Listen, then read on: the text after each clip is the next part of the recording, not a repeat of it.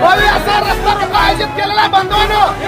आज 13-14 दिवस झालं धनगर समाजाला एसटीचं आरक्षण मिळावं या मागणीसाठी 6 उपोषण करते.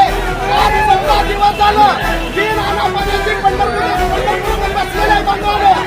आणि आपल्याला खऱ्या अर्थानं एसटीचा दाखला मिळण्यासाठी, एसटीचं आरक्षण आपल्याला मिळण्यासाठी, भविष्यात आपल्या मुलाबाळांना न्याय मिळण्यासाठी, भविष्यात आपल्या धनगर समाजाला न्याय मिळण्यासाठी, भविष्यात आपला समाज राजकीय प्रवाह झाला पाहिजे, भविष्यात आपली मुलं IAS IPS झाली पाहिजे, भविष्यात शासनावर आपला पडदा राहिला पाहिजे.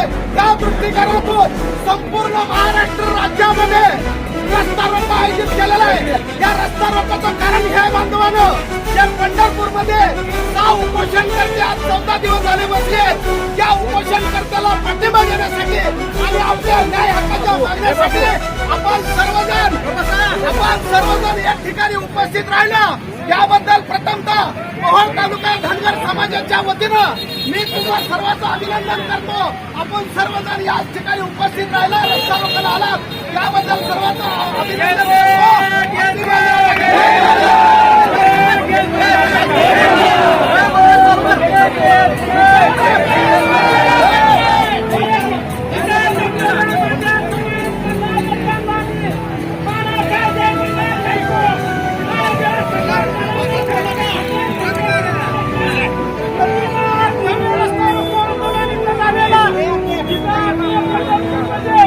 आपल्या समाज बांधवांना आमरण उपोषणाला बसलेले त्या आमरण उपोषणाला पाठिंबा देण्यासाठी आज आपण इथं बहुसंख्येने आज या आदिवासी समाजाचा नावाचा जो आदिवासी समाजाच्या जीवावर आमदार झाला, तो आदिवासी जीवाच्या आदिवासीच्या मतावर मंत्रीपद बोललं, त्या नरहरी जिरवळ जो आपल्या धनगर समाजाला विरोध करतो, त्याबद्दल पहिला प्रथम त्या नरहरी जिरवळाचा मी जाहीर निषेध करतो.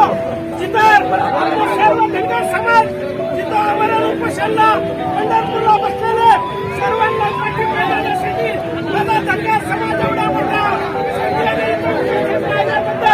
सर्व धनगर समाज बांधवांचं मनापासून धन्यवाद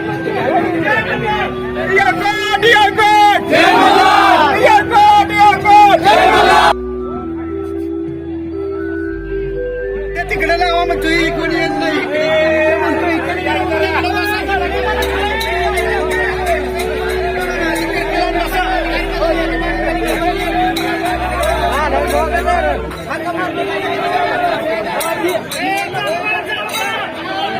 Hey,